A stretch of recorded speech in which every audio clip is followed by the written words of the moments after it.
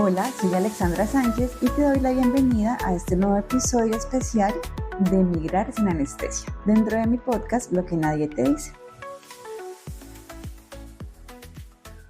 Hoy quiero que hablemos de algo que me atraviesa de manera muy personal, algo que me ha perseguido desde antes, incluso de hacer todo este proceso migratorio, pero que se hizo más evidente cuando llegué a Brasil.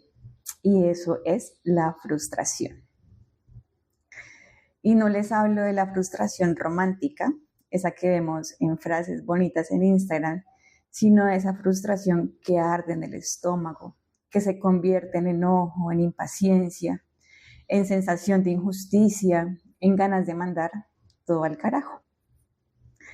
Esa frustración que me hizo mirarme en el espejo y reconocer que aunque amo servir, aunque amo acompañar a otros, también soy una persona a veces fastidiosa, impaciente, a veces insoportable hasta para mí misma. Y lo digo con honestidad, con amor, pero también con mucha crudeza, porque en este proceso de migración mis demonios salieron a la luz. Hace unas semanas, ya hace varias semanas, estaba chateando con mi mejor amigo, él vive en Popayán, y que me conoce desde hace muchos años, creo que más de 15, más o menos. Y entre risas y recuerdos me lanzó una pregunta que me desarmó. Y me preguntó: Alexandra, ¿y tú cómo has hecho con la frustración?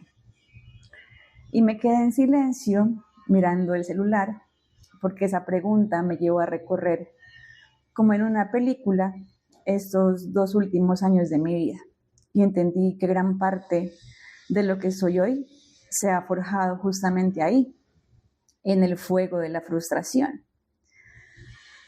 Yo no migré porque mi vida en Colombia estuviera mal, al contrario, estaba bien, tenía estabilidad, un reconocimiento profesional, un camino que había construido con mucha disciplina, con mucha ética y con mucho amor.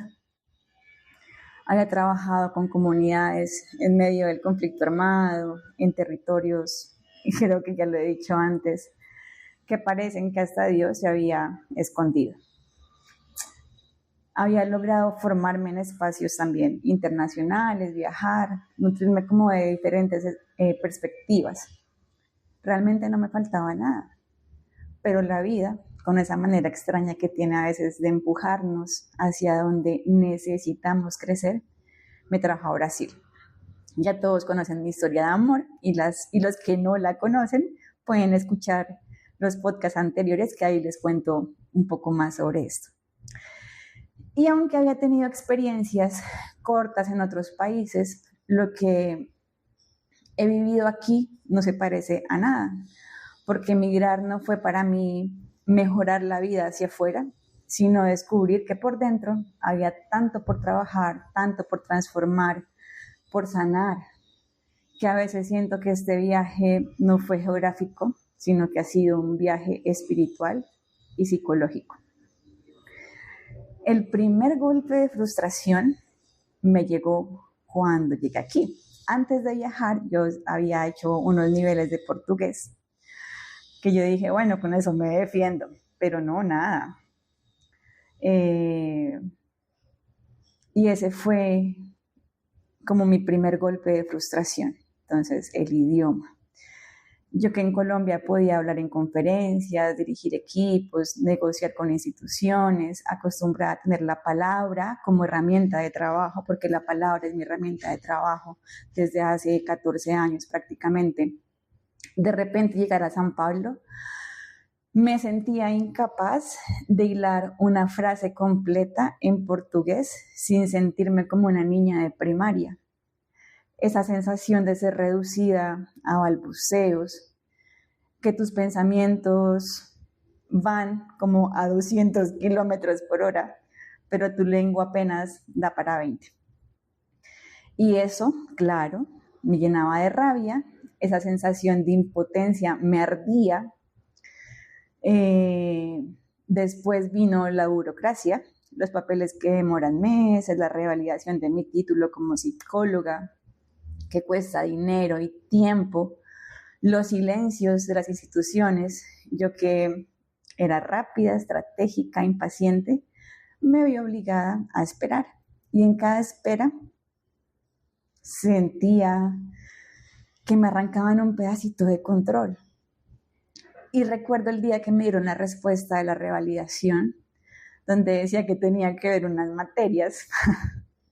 Después de casi año y medio de espera, lo cual me parece un absurdo, lloré, no por las materias que me dijeron que tenía que cursar, porque en realidad eran pocas, y se hacen en un semestre, máximo 2, si quiero o si quería hacerlo con calma. Lo que realmente pasó fue que lloré de impotencia. Era porque sentía que mi historia no valía nada, que lo que había construido en Colombia como que se me desmoronaba frente a esa respuesta. Porque yo quería hacer, quería moverme, quería demostrar. Y de repente me encontré con esa invisibilidad. Nadie sabía quién era, nadie sabía de mis títulos, de mis proyectos, de mis logros, y eso me dolió. Otro golpe de frustración. Yo llegué en julio y en septiembre la unidad de víctimas en Colombia, institución con la que trabajé en algún tiempo allá, abrió un edital donde podían aplicar organizaciones colombianas en el extranjero para implementar una estrategia de atención psicosocial en el exterior. Pues en ese momento yo no tenía nada, no conocía a nadie aquí aparte de mi esposo, no sabía por dónde empezar y me sentí impotente porque era exactamente el tipo de proyecto en el que quería participar. Ese día también lloré, no de felicidad, sino de frustración. Recuerdo que le dije a mi esposo con lágrimas en los ojos: la próxima vez que esa convocatoria está abierta, voy a aplicar y me la voy a ganar. Él me miró con esa calma que tiene y me dijo: eso, amorcito, debes abrir la filial de la empresa aquí, tú eres capaz. Y esas palabras me quedaron como una promesa que yo misma debía honrar. Y aquí Carl Rogers decía que uno de los dolores humanos más grandes es vivir desconectados de lo que realmente somos. Y en la migración, esa desconexión se siente con más fuerza, porque muchas veces nuestra identidad está puesta en lo que hacemos, en el reconocimiento externo, en los títulos, en los cargos. Y cuando cruzas la frontera, todo eso se queda allá. De repente eres nadie, y si no sabes sostenerte, es algo más profundo que te derrumbas. Me está entrando como en la emoción. Sabía que grabar este episodio me iba a tocar mucho, así que si lloro, me disculpan. Yo me derrumbé varias veces en reuniones donde me sentía invisible, en días donde preguntaba qué hago aquí, y cada vez que me derrumbaba, la frustración aparecía como una sombra, recordándome que había algo dentro de mí que aún no sabía manejar. Esa frustración era nueva.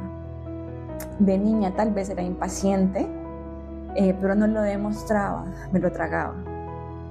Quería que todo se hiciera a mi manera, al ritmo que yo decía.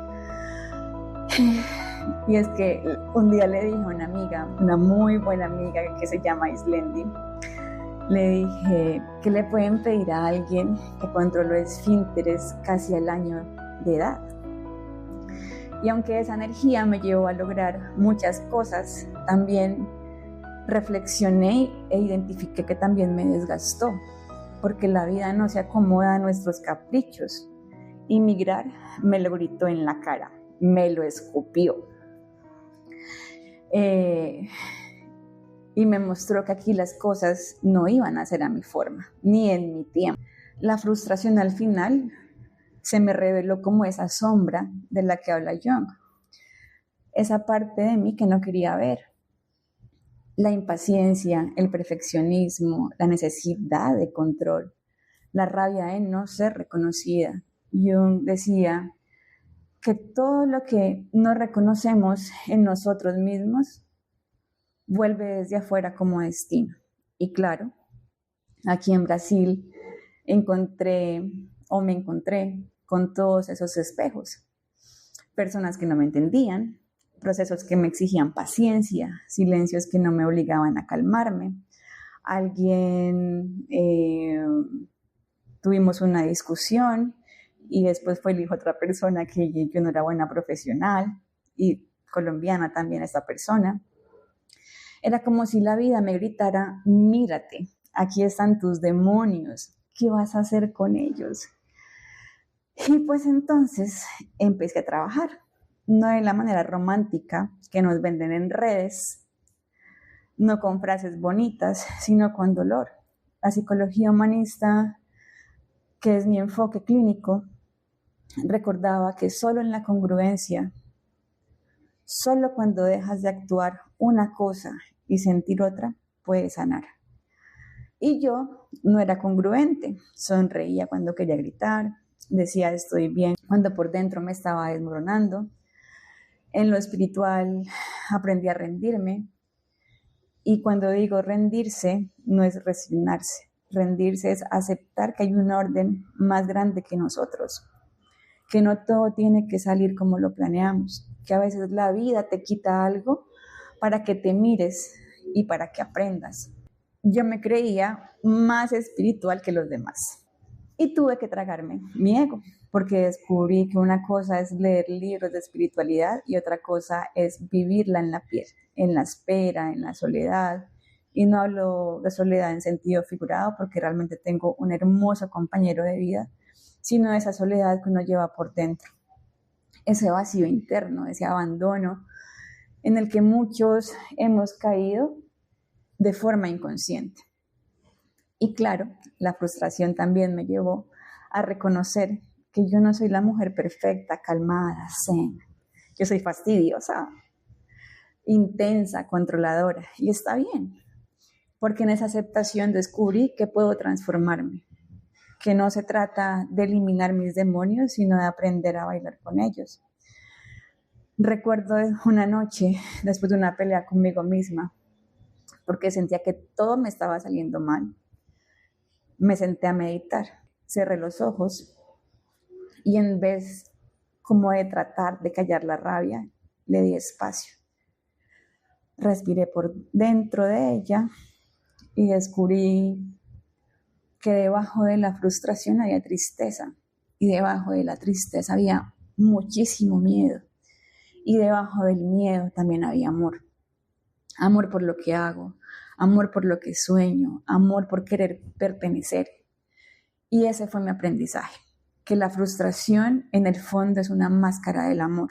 Hoy, mirando atrás, entiendo que emigrar me regaló el mayor de los entrenamientos espirituales y psicológicos. Aprender a lidiar con la frustración no es de la teoría, sino es de la carne, porque no hay libro que prepare para esa sensación de vacío, de invisibilidad, de impotencia. Solo la experiencia lo hace. Y aquí quiero dejarte algunas preguntas para que las lleves a tu cuaderno, a tu diario de reflexión o simplemente a tu corazón. ¿Qué haces tú con tu frustración? ¿La usas como excusa para detenerte o como gasolina para moverte? ¿Qué parte de ti aparece cuando las cosas no salen como planeaste? ¿Qué sombra tuya sale a la luz cuando la vida te dice todavía no? Yo encontré que en mi caso la frustración era la puerta hacia un proceso mucho más grande de transformación interna. Y aunque no es fácil, yo agradezco cada lágrima, cada enojo, cada silencio incómodo, cada mal comentario de personas que ni me conocen, porque sin ellos no estaría aquí, hablándote, compartiendo este camino. Cuando pienso en la palabra frustración, me doy cuenta que durante mucho tiempo intenté esconderla bajo la alfombra, como si fuera algo de lo que debía avergonzarme, porque en nuestra cultura muchas veces nos han enseñado que frustrarse es fracasar, que si algo no sale como planeamos significa que no somos lo suficientemente buenos, que no tuvimos la disciplina necesaria o que simplemente no lo merecíamos. Y aunque yo no crecí con esa idea porque en mi casa me lo hayan inculcado, creo que sí la parte social me lo clavó en la cabeza. Entonces, cada vez que algo se me escapaba de las manos, me castigaba muy duro. Me decía a mí misma, Alexandra, otra vez lo arruinaste, otra vez no lo hiciste como deberías. Y ese patrón me acompañó incluso en los momentos de éxito, porque aunque lograra muchas cosas, siempre había una voz interna que me decía que no era suficiente.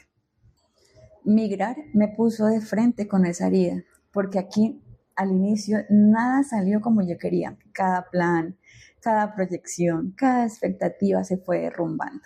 Y yo me quedaba con esa sensación de impotencia que tanto detestaba, pero en ese mismo fuego de impotencia descubrí que la frustración no era el enemigo, era el espejo, era la forma que tenía la vida de mostrarme en dónde seguía aferrada al control, en dónde seguía exigiéndome lo imposible, en dónde me resistía a aceptar lo que era.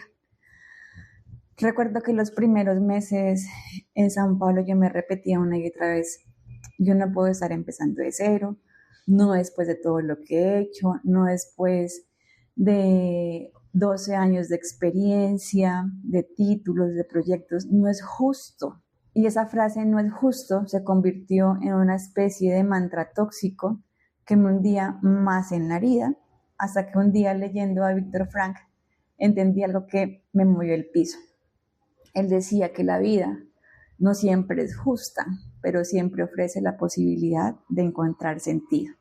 Y ahí comprendí que tal vez la justicia que yo reclamaba no estaba afuera, sino adentro.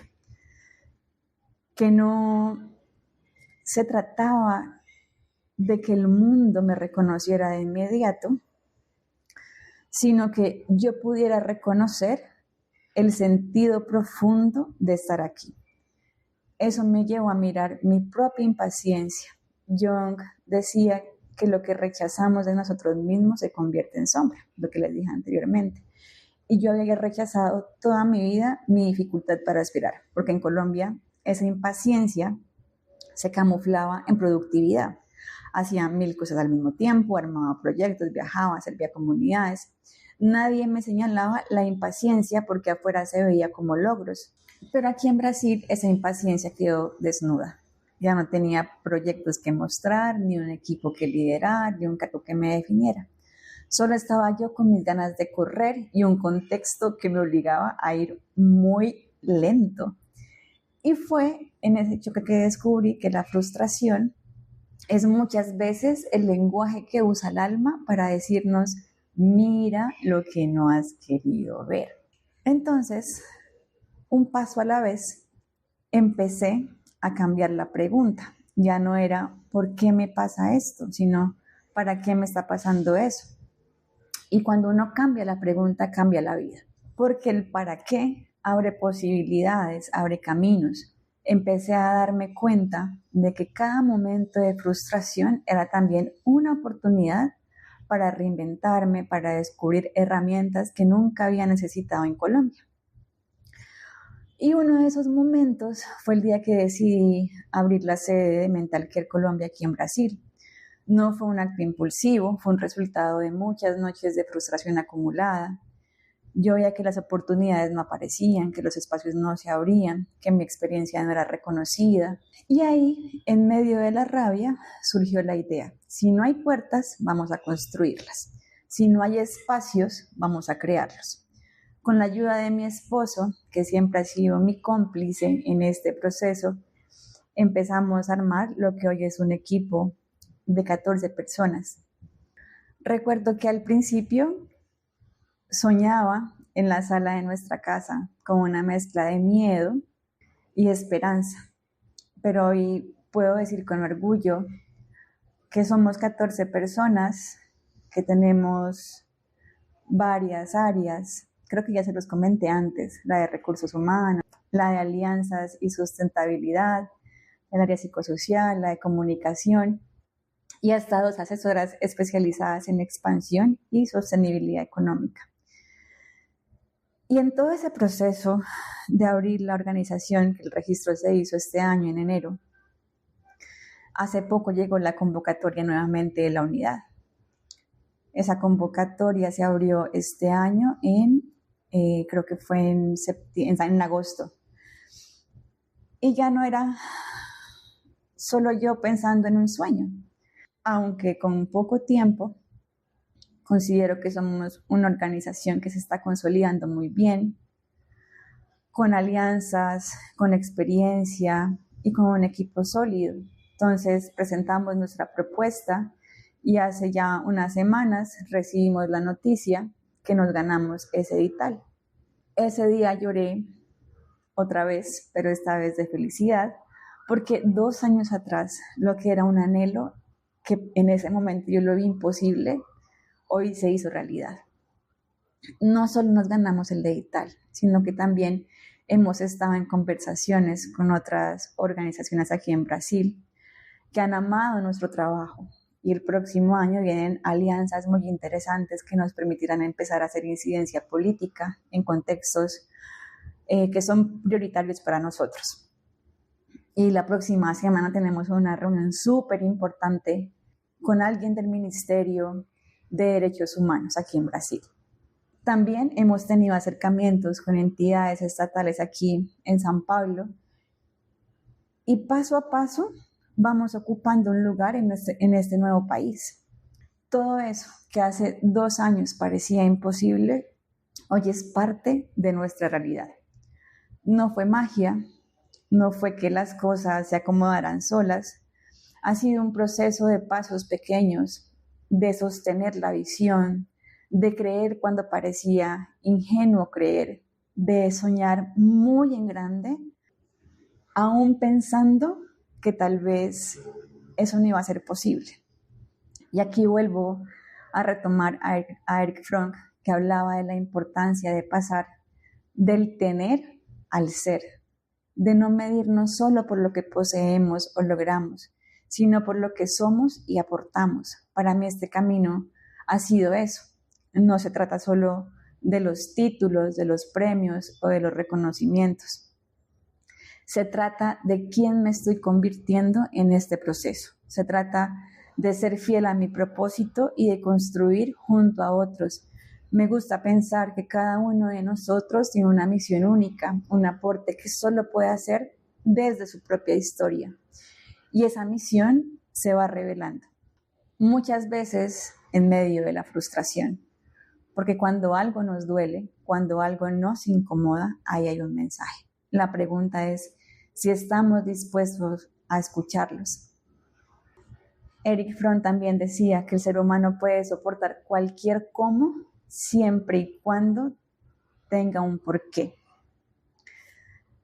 Y Víctor Frank, que sobrevivió a los campos de concentración nazis, nos enseñó que la vida tiene sentido aún en medio del sufrimiento y que el sufrimiento, si es acompañado de propósito, puede transformarse en motor.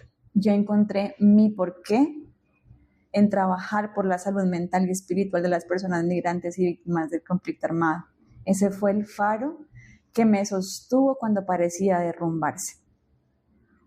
Y claro que también me acuerdo de Carl Rogers con su propuesta de la terapia centrada en la persona. Rogers hablaba de la importancia de la autenticidad, de la congruencia, de aceptar a la persona tal y como es, sin máscaras.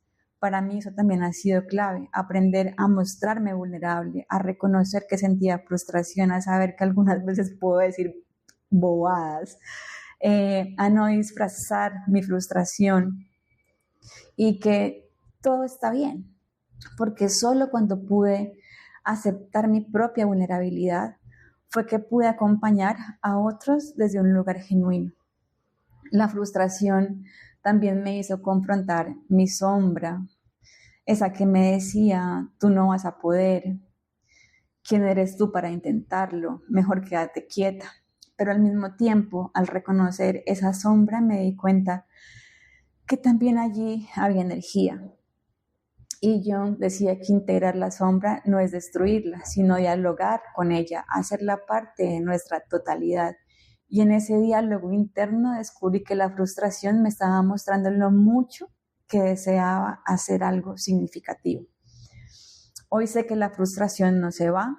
Hoy sé que la frustración o mi frustración no es un enemigo que debo derrotar una y otra vez y que ya, y que ahí murió, sino que es una compañera de viaje, incómoda, molesta, pero profundamente sabia. Cada vez que aparece me recuerda que sigo aprendiendo a soltar, a confiar, a fluir. Y aunque no siempre lo logro, aunque todavía hay días en que quiero que todo sea a mi manera, ahora siento que tengo herramientas para regresar a mi centro. A veces pienso que si alguien me hubiera contado todo lo que implicaba este camino antes de comenzar, quizás me habría asustado demasiado para dar el primer paso. Pero también me doy cuenta que hay cosas que uno solo entiende cuando las vive. La frustración de la que hablaba con mi amigo no era un episodio aislado. Y esa pregunta me llevó a una reflexión súper profunda, sino que era una compañera de viaje. La frustración me enseñó a reconocer que no siempre iba a tener el control, que no todo dependía de mí, que los procesos externos también me iban a marcar y que aún así yo tenía que decidir cómo iba a responder frente a lo que la vida me estaba poniendo adelante. Y aquí es donde quiero detenerme un momento, porque sé que muchos de ustedes que me escuchan desde diferentes lugares del mundo han tenido esa misma sensación. ¿Cuántas veces has sentido que nada avanza, que das 2 pasos pequeños pero no ves resultados inmediatos? Esa es la frustración de la que hablo. No es fracaso, no es un castigo, es un estado del alma que te invita a confrontarte con paciencia, con tu humildad, con tu capacidad de confiar en lo invisible. Creo que ese era el mensaje que les traía para hoy. Y quiero terminar agradeciéndote por acompañarme en este episodio. Para mí, contar mi historia no es solo un ejercicio de catarsis, es una manera de mostrarte que los procesos toman tiempo, que los sueños requieren paciencia y que la frustración no es enemiga sino maestra. Si hoy estás en medio de la incertidumbre, si sientes que nada avanza, recuerda que quizá lo que estás viviendo es el comienzo de algo mucho más grande. Yo estuve allí y hoy puedo decirte que vale la pena sostenerse, vale la pena confiar, vale la pena seguir. Gracias por escuchar, por permitirte mirar hacia adentro, por darte este espacio. Y si algo de lo que escuchaste hoy te tocó, te removió o te hizo pensar, mierda, eso también me pasa a mí, no lo guardes solo para ti, compártelo en redes y etiquétanos en @mentalcareco. Porque no importa cuántos kilómetros hayas recorrido, si no estás dispuesto a caminar hacia adentro, seguirás sintiéndote lejos incluso de ti. Aquí estoy, aquí estamos, porque no se trata solo de sobrevivir la migración, sino de vivirla con conciencia y sin anestesia. Nos escuchamos en el próximo episodio. Hasta entonces, respira profundo, abraza tu proceso con mucho amor y hazte espacio en ese nuevo país sin olvidarte de ti.